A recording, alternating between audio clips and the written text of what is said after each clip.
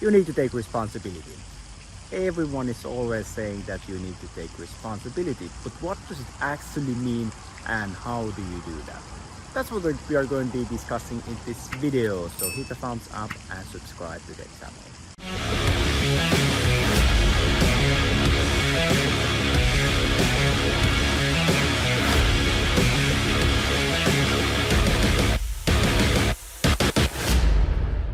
So today, let's talk about the responsibility process, owning your ability and power to create, choose, and attract. And it's so easy to dismiss all the mindset stuff like, yeah, I know I should have a good mindset, blah, blah, blah, blah. But, the thing where it actually matters is that,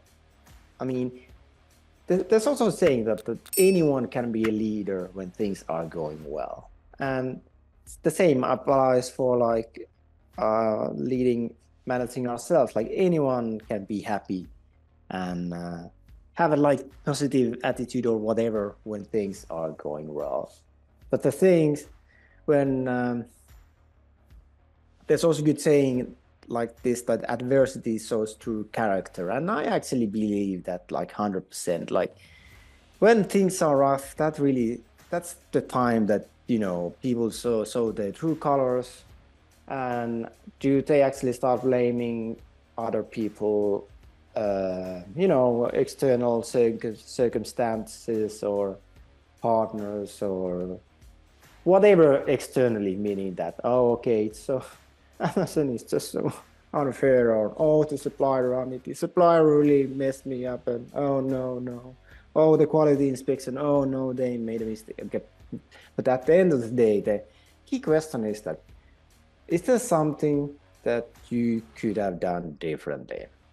And, we don't like to admit it, but, 100% of the time, the answer is that, yes, actually, we could have done something differently, which means that, okay, then how can you actually blame or justify or whatever if there's something that you could have done differently? And by the way, this is more like a tool in managing yourself, but it's pretty horrible management tool for other people, meaning that it's definitely not a good practice to tell people that, well, you are in the blame state right now, or you are in the justifying state right now, or whatever. And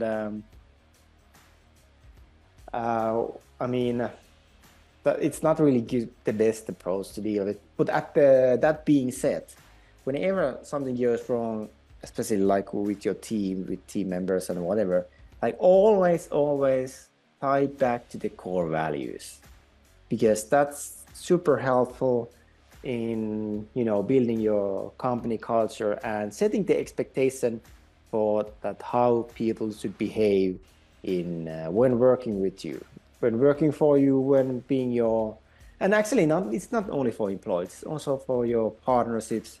Like whenever we do any kind of partnership with other people,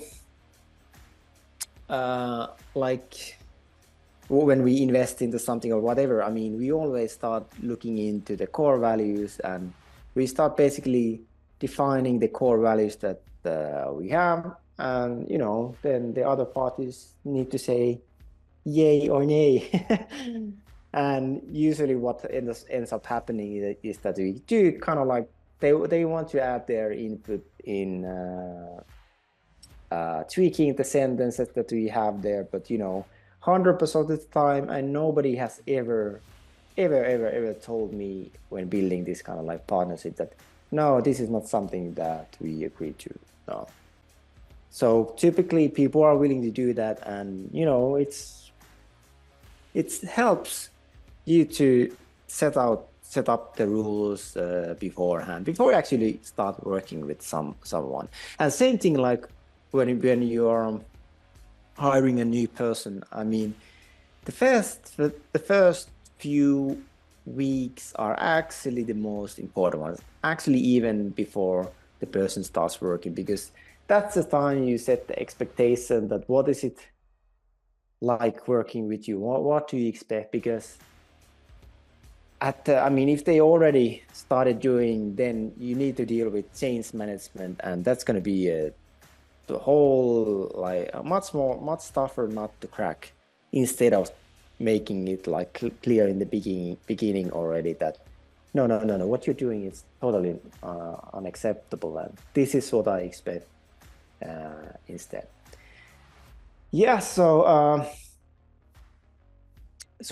there's basically this. I mean, this is on the left top left. We have this. There's this 7-minute responsibility process video by Christopher Avery, and that's what we always make our employees watch. Whenever we have a new team member, we always make them watch this video so that they understand this method. And because one of our core values is also like take responsibility, so this helps to explain our people that okay, what does it mean to take responsibility, and what are these different stages that can actually happen, meaning. And of course, like if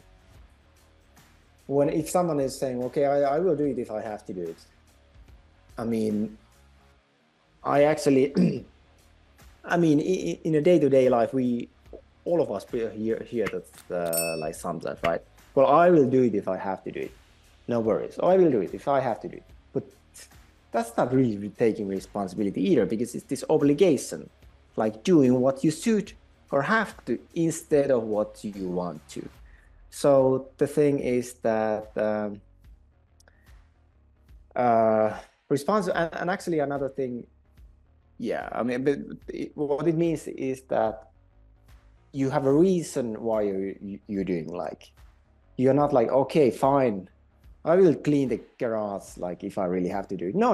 I mean, it should be because you want to do that. Okay, and why do you want to do that? Well, it doesn't matter to me at all, but okay, maybe it matters to the other people, or maybe it matters to the partner or spouse or whatever. But okay, then it's not obligation. It's actually choosing to do it, and it's such 100% different.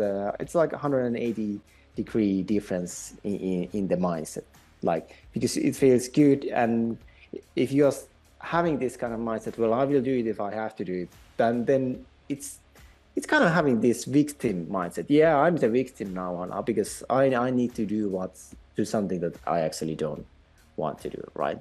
So that's the attitude that you don't want to have in your team, definitely. Yeah, so Vilma, the video is the responsibility process. You can just find it on YouTube, and it's typed by Christopher Avery. We don't have the name here, but I think he also has this book called for the same name, Responsibility Process, and I think he has some. Well, he's basically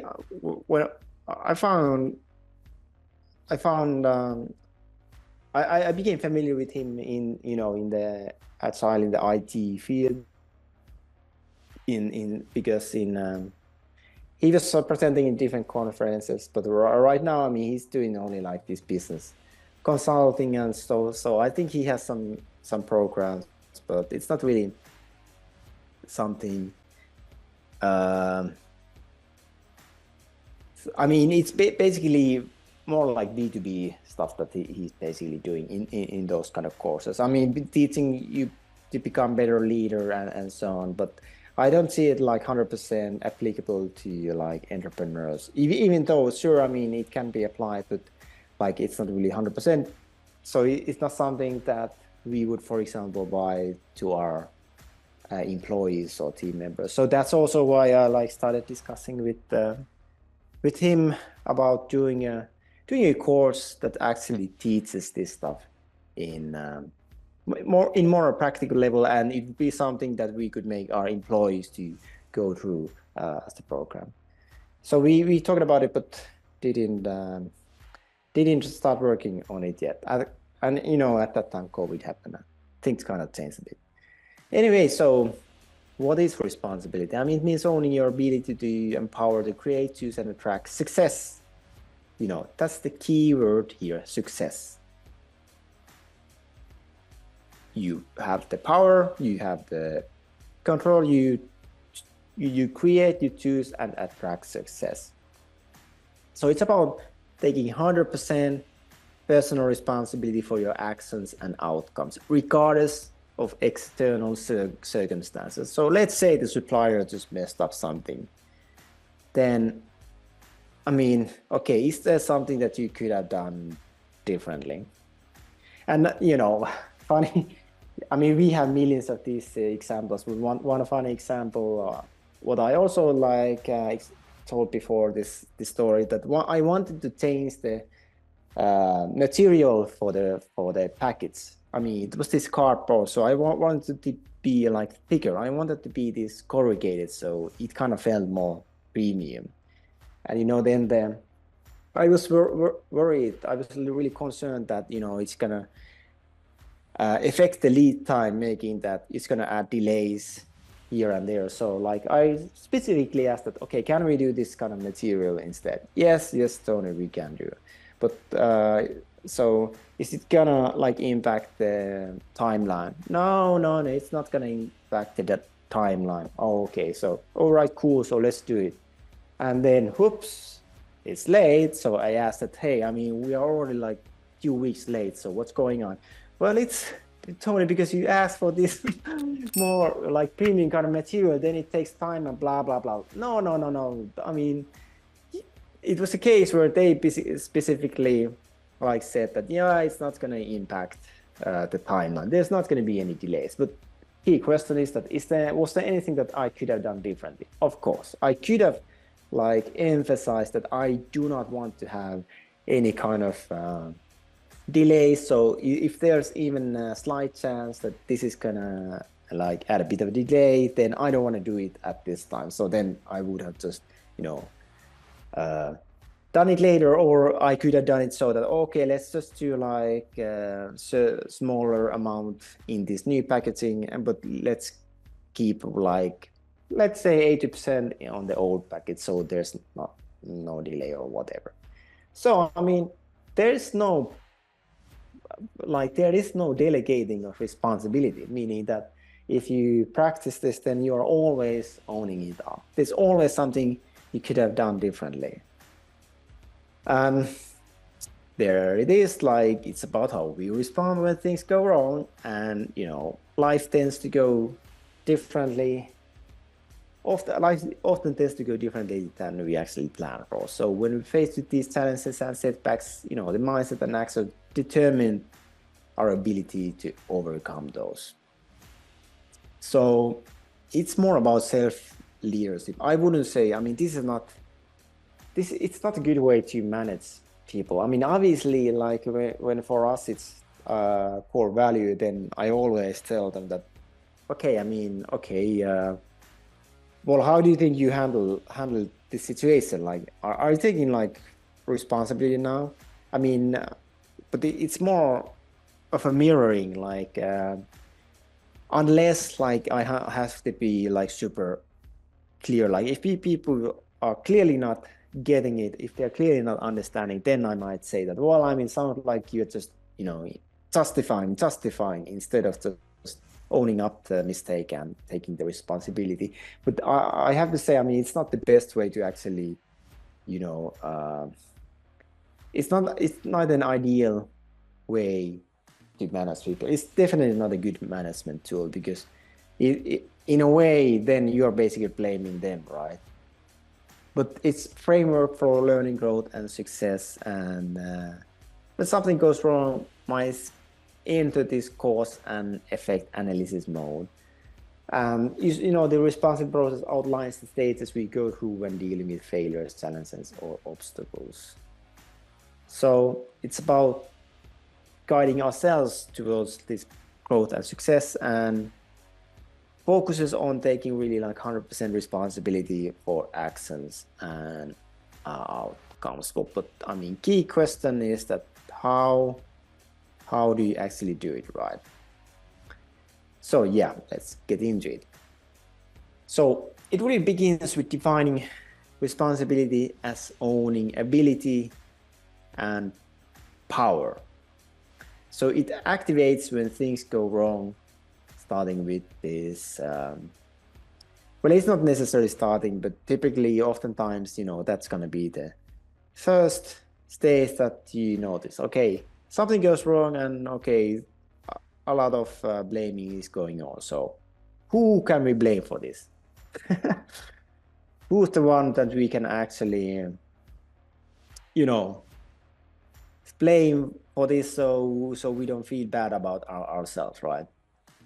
Then it goes through different status, like justifying, like, well, I mean, yeah, well, I mean, yeah, I did it because I thought, that was just the easiest way, or I didn't think it was just such a big deal. Yeah, or saming. You feel that maybe you feel bad about doing something, but the key thing is also like taking responsibility feels good. So that's kind of like the good definition at the end of the day. Like, are you feeling good or not? That's kind of the key question. Like, let's say, yeah. Someone messed up big time, but like, let's say it's an employee who messed up something, or a supplier messed up something. Okay, so now they printed this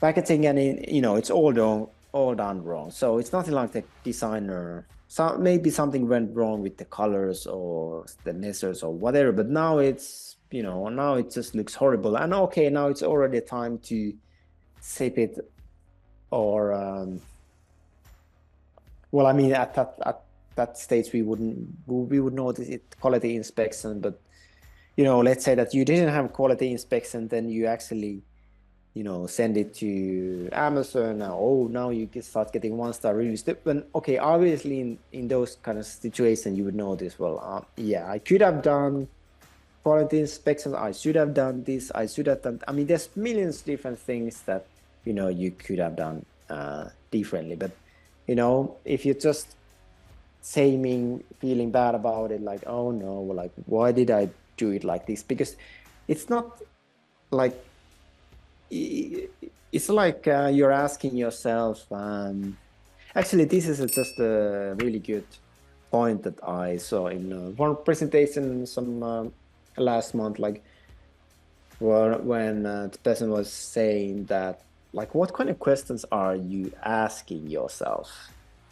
Are you asking yourself like empowering questions or disempowering questions, like why and oftentimes, like, what these why questions, like, oh no, why did I do it like this? It's disempowering, meaning that you're kind of like it. First of all, it doesn't feel good. It doesn't feel good, like when you ask that kind of questions, and it doesn't feel you like really empowered and having good approach on things. No, it feels like, well, something went wrong, and now we should really feel bad about it. It's not enough that we messed it up, but now we need to feel really bad about it as well. So it's one thing that I also realized that, actually, yeah, I mean, I kind of do it to myself sometimes as well. I'm asking myself this like disempowering questions. So instead, I should always make sure that the things that I feed for my mind, I mean myself, the questions I ask myself should always be like empowering, meaning that I feel that I actually can do something about it. Yes, an obligation, we already talked about this. So goal is to really reach this responsibility states, because it's about this empowerment, where empowerment is acknowledged, right? So the benefits are really that you have this mindset of ownership and empowerment. So, and it also feels good and enhances this resilience, growth, and success, because when things go wrong, it doesn't feel that big of a deal, and even when other people are behaving in such a manner that that's not good, well, I mean, still you are able to, you know, be above it and not get sucked into people's drama and stories, right? Okay, so exploring the stages of the responsibility process. Okay, lay blame.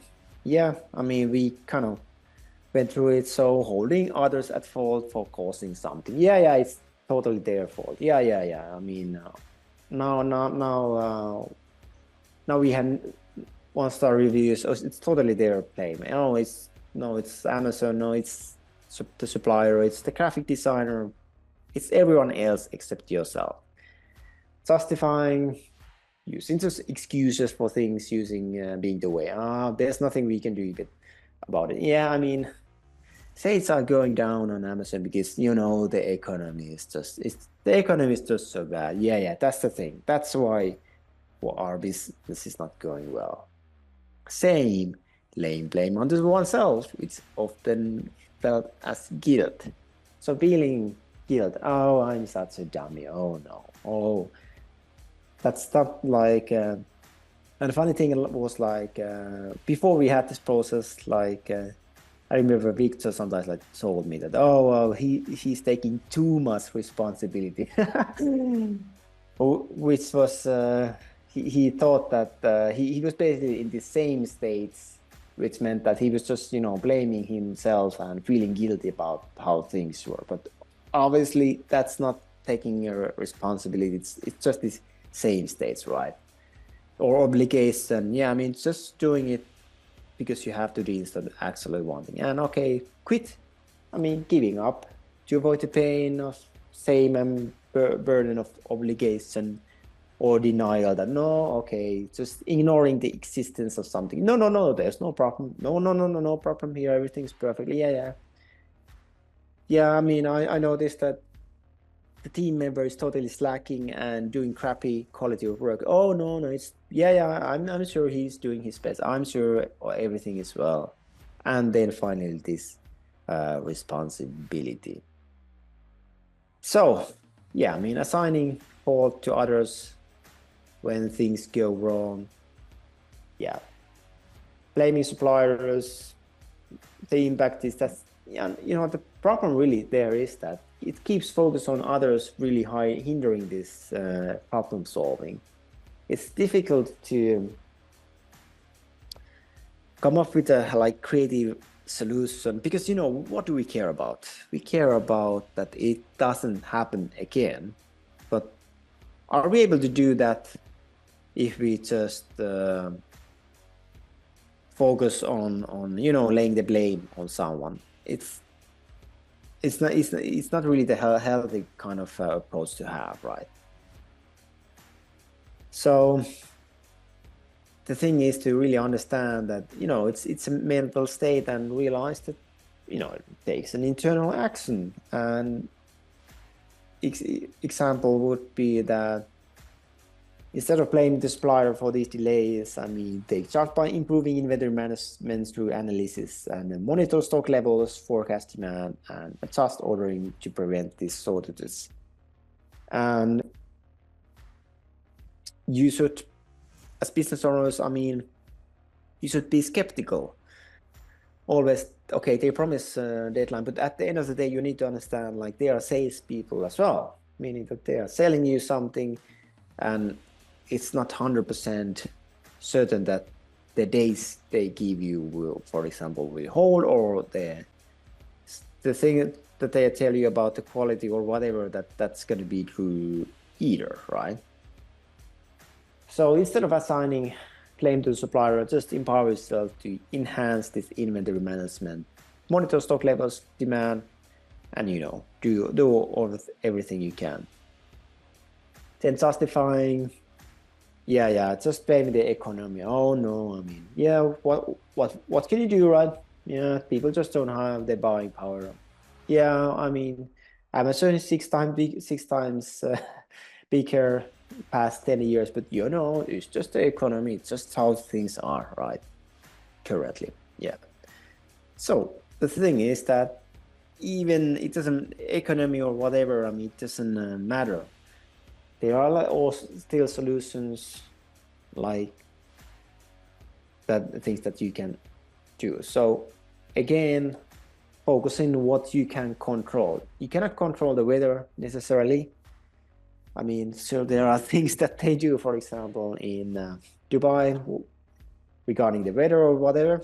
But at the end of the day, most of the things that are surrounding ourselves, but we cannot really control. We cannot control other companies. We cannot control the platform. We have basically like 0% control regarding Amazon. So what does it help to just, the justifying, right? So instead of like saying that, oh no, I mean, this is just competition. I mean, it's time to really analyze the listings and customer feedback and, take the time to improve the listings, conducting new keyword research, optimize ads, and enhance visibility and drive sales. So see from justifying and making excuses to taking actionable steps to improve the Amazon business, right? Saying, yep. Maybe you feel that, oh, I mean, I'm just terrible business owner, and oh no. Then I mean, definitely limits resourcefulness. And I would say like resourcefulness is definitely the number one thing for an entrepreneur. And that's also what I always found from all my employees. I don't want them to be fixed. I mean, I never want to hear that they say that, for example, that something is not possible or whatever. I mean, they should always be focused on asking how. Okay, situation is like this. What else can we do? How could we make it happen? And I actually also hate it when people tell me too easily that I don't know. Well, or let me like clarify. I hate it if they just tell me, if they only tell me that I don't know. Instead, they should say that, well, I don't know, but maybe it could be this, or maybe we could do that, or whatever. Because if you just say I don't know, then that's the moment that you stop thinking. That's basically the moment that your brain shuts down. Okay, boom, case closed. I don't know it. That's it. So that's definitely not like a creative space of mind. So saying, yeah, yep. I mean, mental state. So focus on self-improvement and growth. And let's say that, okay, fine, you launch a product on Amazon, and fine, it's a failure, and fine, you couldn't do this, you couldn't get the sales up, no, you couldn't get profitability, oh no, you didn't do a good job in the product listing, no, you didn't do a good job on ads either, and oh no, you didn't do a good job in the sourcing or supply chain management either. So instead, actually, gotta just take time to reflect, and that's also the reason why in weekly planning we have this retrospective, and retrospectives should be also used in specific can be used for specific agendas, which means that it's typical, like if you do your project, then typically you do a like project retrospective at the end. But in this context, what we often do is that, I mean, because we are doing it every week, we also have different topics, different agendas every week. So sometimes we actually focus on, let's just do retrospective on this product launch that we just did. Okay, what went well, what didn't go so well, and okay, what to improve there, and so that we really get as much data as possible, and also it gives this nice closure and so on, that we also realize that what were the things that actually did go well. So learn from failures to really try this continuous improvement without letting the same hold you back. An obligation. feeling trapped by duties and responsibilities that, okay, I'm just feeling forced to attend unnecessary meetings, creates a sense of burden and lack of choice. And the way you can actually transition is that recognize that, yes, it's a mental state like any. Just empower yourself to make choices aligned with your goals. And don't feel obligated to keep unprofitable Amazon products. So analyze sales data and discontinue these low-performing items to focus on profitable ones, and prioritize profitable activities on Amazon by freeing yourself from unnecessary obligations. Yeah, so quit. I mean, like the main name says, that you just ignore these issues. But the challenge there is that, okay, things are not going to change, right? So maybe something went wrong, and that's fine. And now but even worse is that it can and usually will happen again. So problem persists and effectiveness decreases. So commit to addressing issues head on. So instead of ignoring these negative Amazon reviews, investigate common complaints and address product issues and improve this customer satisfaction to retain business. So yeah, confront the challenges. Yes. Denial, it's a bit similar in that sense that, okay, for example, let's say that well, it seems that we are getting, our defect rate is getting up, our refund rate is going up. Well, okay, soon enough, if we don't do something about it, then, it's gonna help affect the health of our Seller Central account, which means that, then you're gonna be in trouble with Amazon.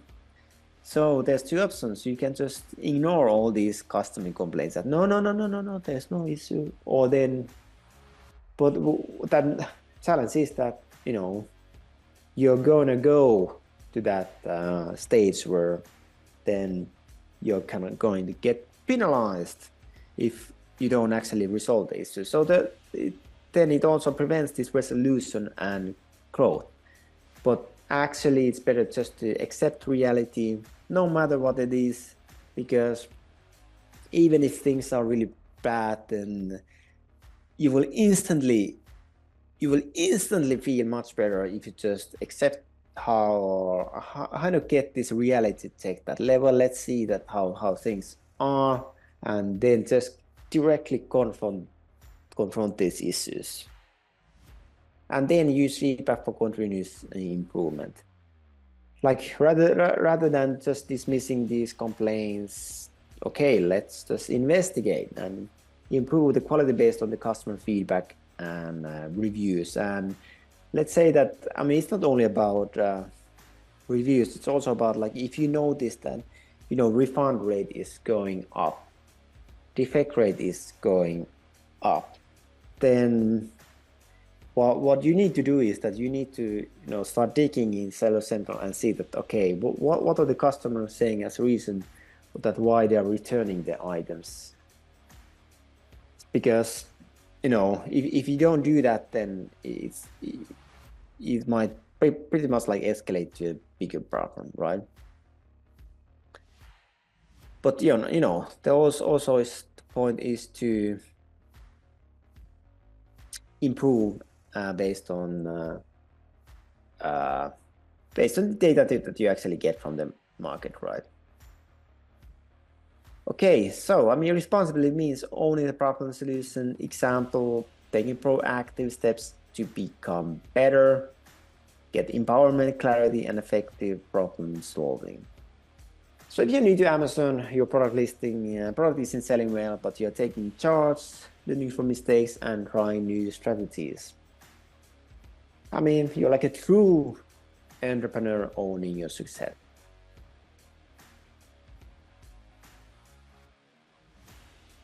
Yeah, I would even say that, the way I see it is that like being an entrepreneur is about solving problems, and the bigger the business, the bigger the problems are. So if you have a hard time in dealing with challenges, then, well, I mean, well, are you sure, are you sure you're up to in being like an entrepreneur, being a business owner? Because that's kind of like, I mean, that's how it even starts. Like, let's say that usually the best approach in starting a new business is that you start with some problem that there is in the market, meaning that the product you're taking to the market actually solves an existing problem there is. I mean, that's the whole thing that we are doing on Amazon when we are launching a new product. I mean, we see that there's something in the marketplace, but we see that, there's a gap, there's issues, then we are actually going on there to fix those issues. For example, complaints in the current competitors and so on, right? Yes, so I mean, starting on Amazon can be tough when sales are slow, but you're not backing down and you're learning from failures, adapting, taking responsibility for your journey, just like a real entrepreneur. So that's a good question, is that how can you actually do this as a daily practice?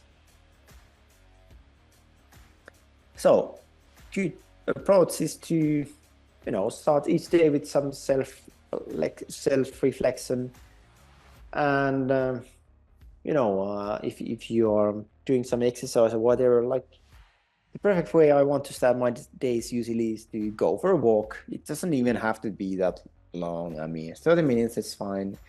For me, it kind of depends on what's the schedule of the day and how hungry I actually feel, because the way I like waking up is just, get up and just get out, go to either go to the gym or go for a walk or whatever it is that you're doing. And it's also good time to do this self-reflection. And you can also like identify that, okay, where am I in this responsibility process for the current things that I actually have? Because it might be that you realize that, yeah, things are not really going well with that person. Okay, well, I mean,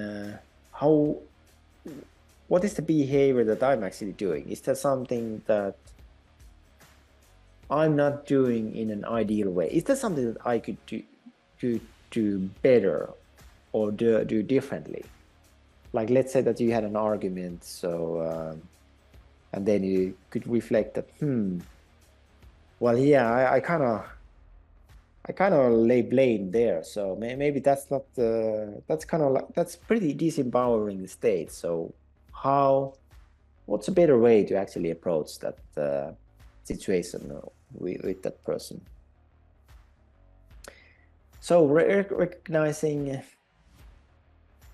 blame and justification, and here we have seven things, and you don't need to, if you want to build a routine. I mean, the important thing I see is that to make it as lightweight as possible. Like, why do people fail at New Year's resolutions? And why do people fail?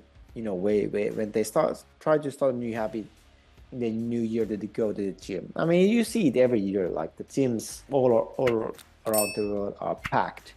Like so many people, because probably people thought that, yeah, I mean, okay, new year, now I'm finally gonna get in shape or whatever. And there's nothing wrong with that. I mean, that's actually a great thing. And but the same, I mean, same is when people actually, don't keep at it. And what usually happens? What like, let's say in February, like why the amount of people is just so much less. Well, typically what happens is that, you know, you do it once, then you do it for the second time, and let's say it's a daily practice. I mean, going to the gym, that's probably not a daily practice, but let's say that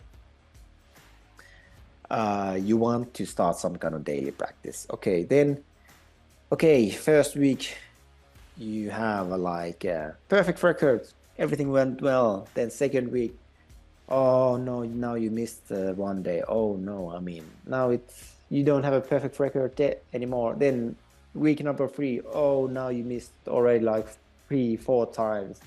And then, you know, fourth week, fifth week, you already missed so many times that you feel that then you start like you don't have a perfect record anymore. Then you just start skipping more and more and more and more. So the problem is that oftentimes people focus on this perfection, meaning that they want to have the perfect record, meaning that like I do it every day. I told myself that I'm gonna do it every day, but you know, like, okay, first week I did every day, second week I skipped already 3 days, and okay, on the third week I only did it 2 times the whole week, and you know, then it just feels so much a bigger burden to start it up again. But the perfect way is that you have it lightweight, and you also have the expectations that no, it's not gonna go perfect. It's probably gonna go to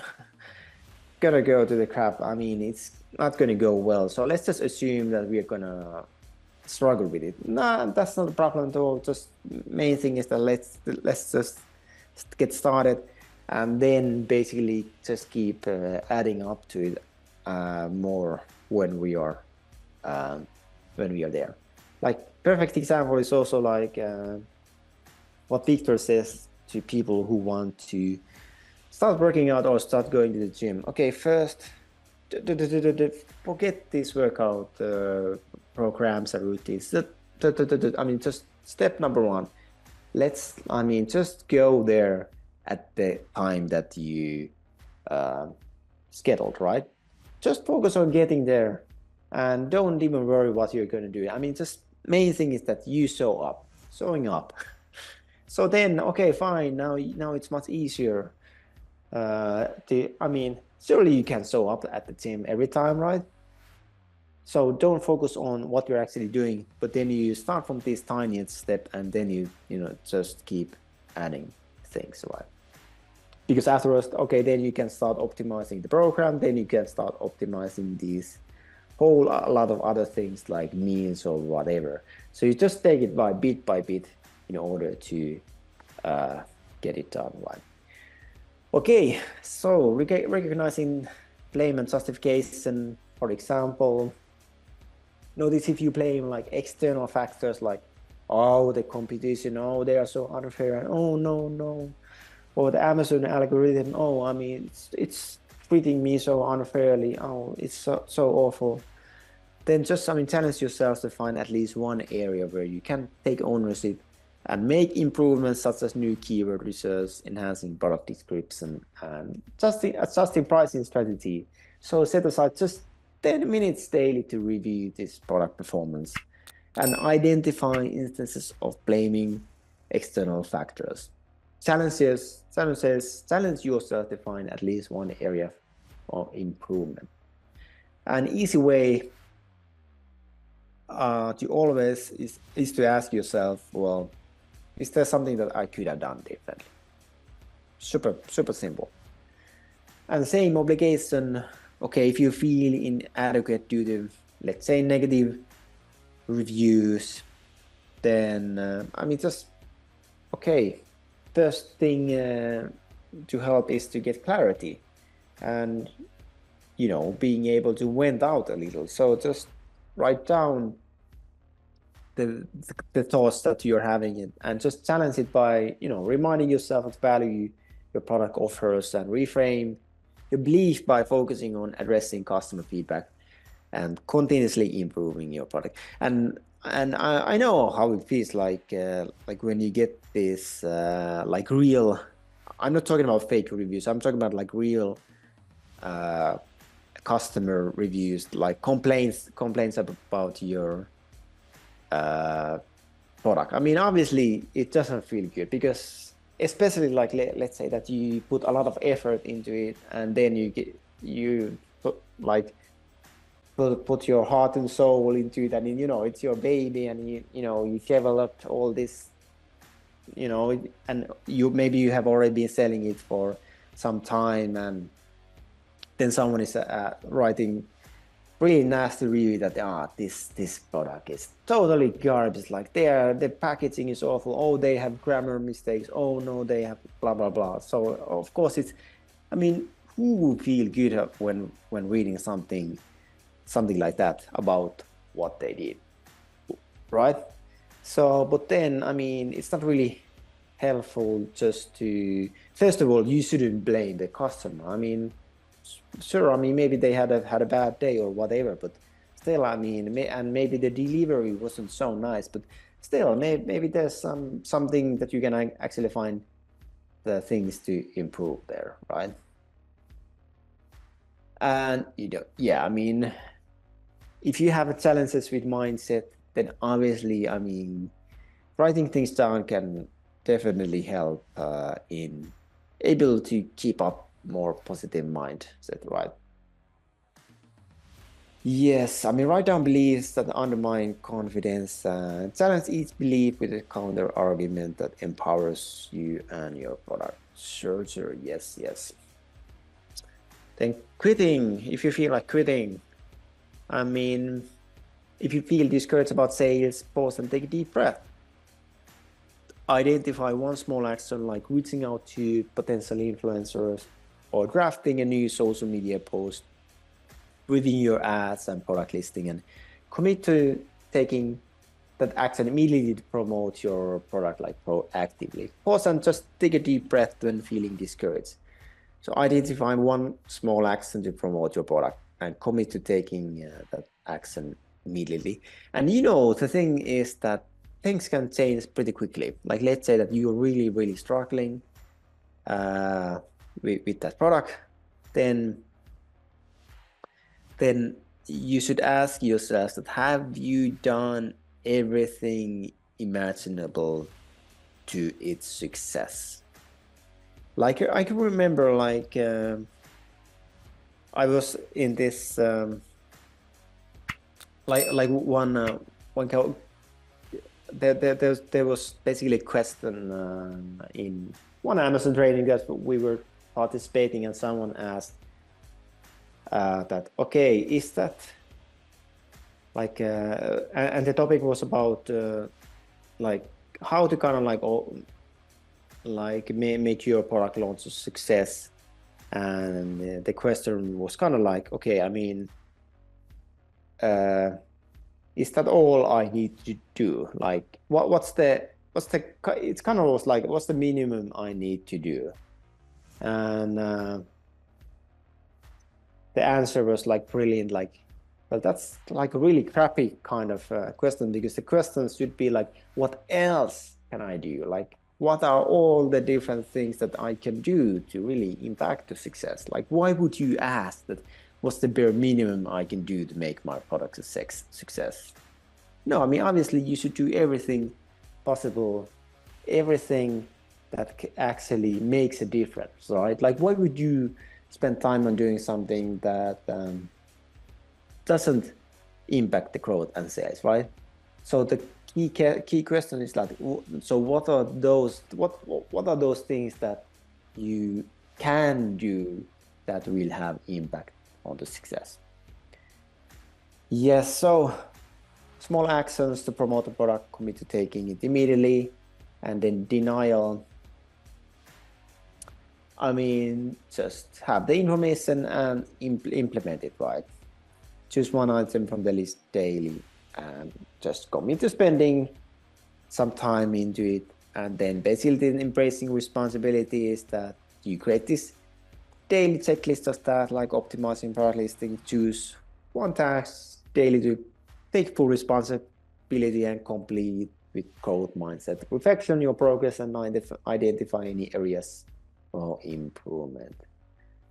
So yeah, create this daily checklist of product release task. Yeah, so reflect on progress and identify areas of improvement. If you like this topic, then hit a thumbs up and subscribe to the channel. And if you'd like to get my help in actually implementing this, then just drop me a message and let's have a chat. See you soon.